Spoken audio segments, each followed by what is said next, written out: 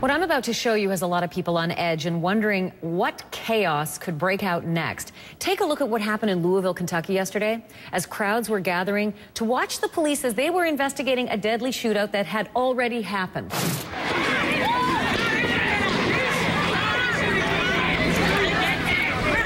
Again, this is in the midst of their investigation.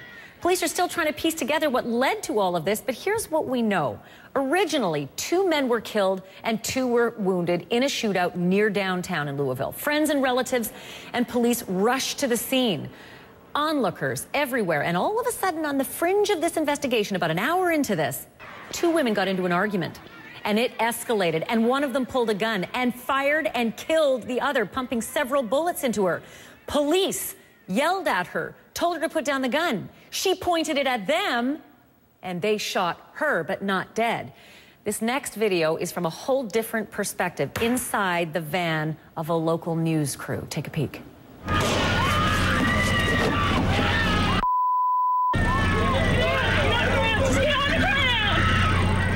So the woman that police shot is in the hospital today, and she is under heavy guard. Final tally of the victims from the 2 shootings: 3 people dead, 3 people wounded. Police and city officials are calling for calm today. They say violence like this will not be tolerated. Attica Scott is a member of the Louisville Metro Council. Councilor Scott, I don't even know where to begin. Do you have any indication of motive, say, in the initial set of shootings and then in this second set of shootings? Well, let me say that just hearing your report and hearing those screams and the gunshots, I had to keep in my composure because I lived 3 blocks away, and the first thing I thought about when I heard about it were my 2 children who are 11 and 16, and my son was about to be on his school bus riding through the shooting zone.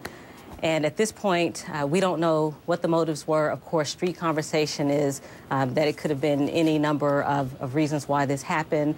I want to respect the fact that the police are launching a full investigation, but my heart goes out to the families that are mourning right now. Councilwoman, tell me what you know about this area. I was just looking through the demographics of those who were killed. They are all under the age of 25, and from what I gather, all known to police in some way. Can you take it from there?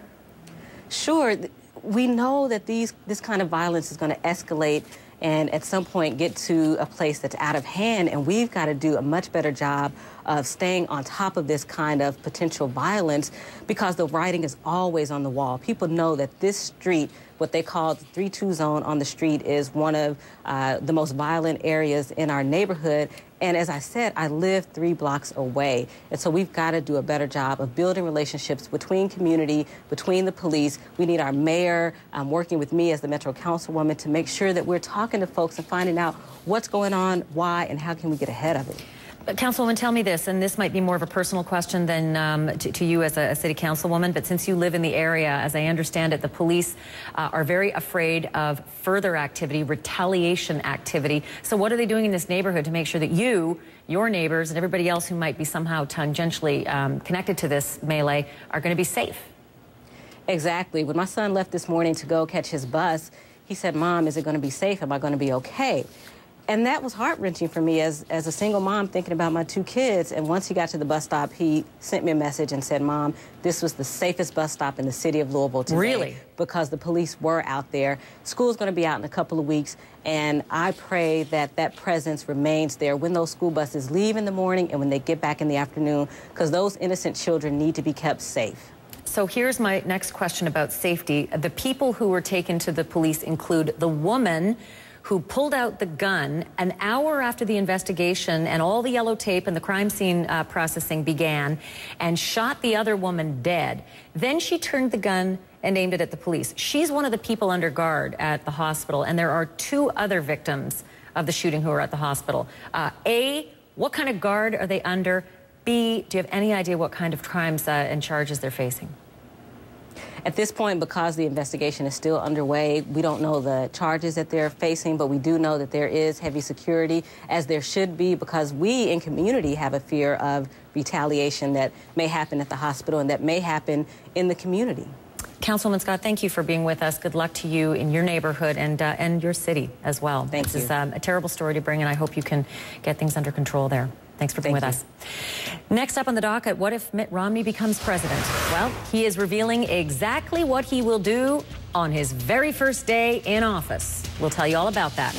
Also, the host of Inside the Actors Studio, James Lipton, tells Mitt Romney, here's a hint on how to be human. You're going to hear exactly what advice he's got for the front runner. All next.